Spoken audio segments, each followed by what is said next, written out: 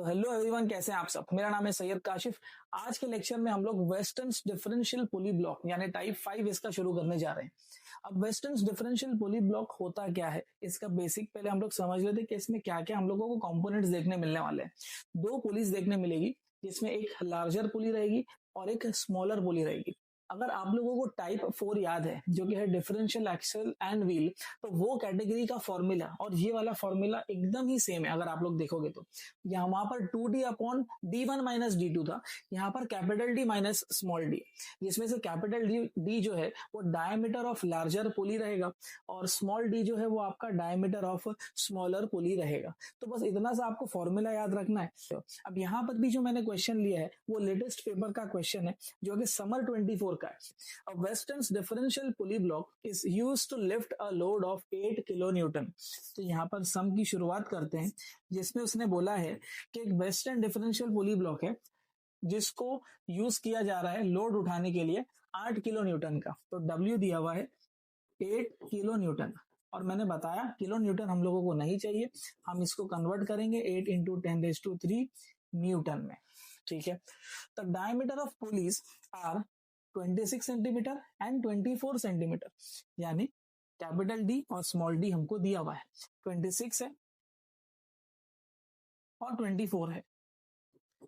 ठीक है। Calculate the effort required, effort यानी P चाहिए। If the efficiency is 45%।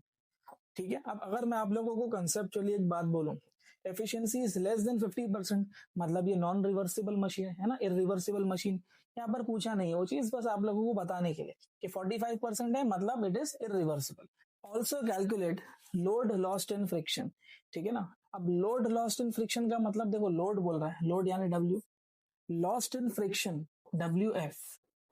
अब WF फाइंड करने के लिए WF का फॉर्मूला याद होना चाहिए, जो टाइप 2 में हम लोगों ने किया था। तो WI माइनस W, वापस WI आ गया, प्रॉब्लम है, तो WI का फॉर्मूला भी याद होना चाहिए। और WI क्या था? आइडियल लोड, बराबर, इसको हम लोग आइडियल लोड बोलते हैं। तो ये वैल्यू या ये फॉर्मूला मैं बोलूं आप लोगों को याद होना चाहिए ये पर्टिकुलर सम के लिए। तो पहले सम हम लोग शुरुआत करते हैं, जहां पर उसने जो चीज पूछा है उससे।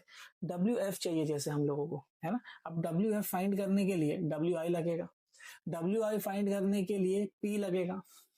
P है हमारे पास? नहीं है, P भी तो फाइंड करने बोला है।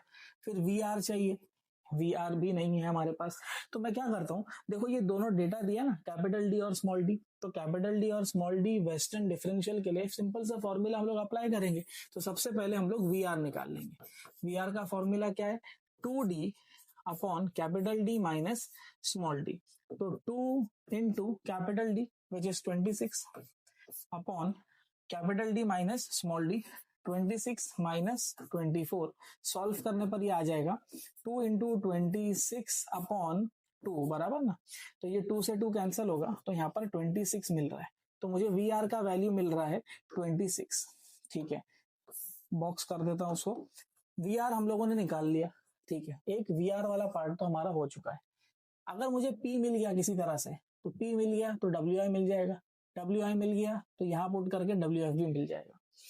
तो सिर्फ P के लिए अभी थोड़ा सा हम लोगों को एक्स्ट्रा काम करना है। तो मैं बोलता हूँ एक्स्ट्रा काम भी ज्यादा दिमाग वाला नहीं है, मैं आप लोगों को बोलता हूँ सीधा सीधा एफिशिएंसी का फॉर्मूला उठाओ। एफिशिएंसी का क्या फॉर्मूला था? एफिशिएंसी का फॉर्मूला है MA अपॉन VR इंटू 100, बराबर। अब MA का वैल्यू कितना है?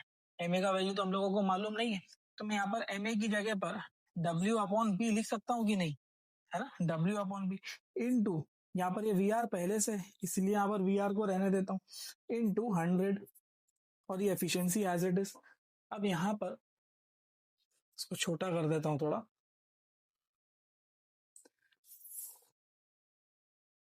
अब एफिशिएंसी का वैल्यू दिया है यहाँ पर 45, तो मैं यहाँ लिखता हूँ 45 इज इक्वल टू W दिया हुआ है 8 इंटू 10⁻³ अपॉन P मालूम नहीं है हम लोगों को, इंटू VR का वैल्यू कितना आया है 26, बराबर, और यहाँ पर इंटू 100 दिया हुआ है। मैं क्या करता हूँ, मुझे तो ये P चाहिए, तो P को यहाँ लेके आ जाता हूँ और 45 को नीचे लेके आ जाता हूँ। तो इससे होगा क्या, P यहाँ पर आ गया और एफिशिएंसी का 45 नीचे आ गया। तो देखो अब यहाँ पर आप कैल्सी में इसको डालोगे तो आपको P का वैल्यू यहाँ पर डायरेक्टली मिल जाएगा।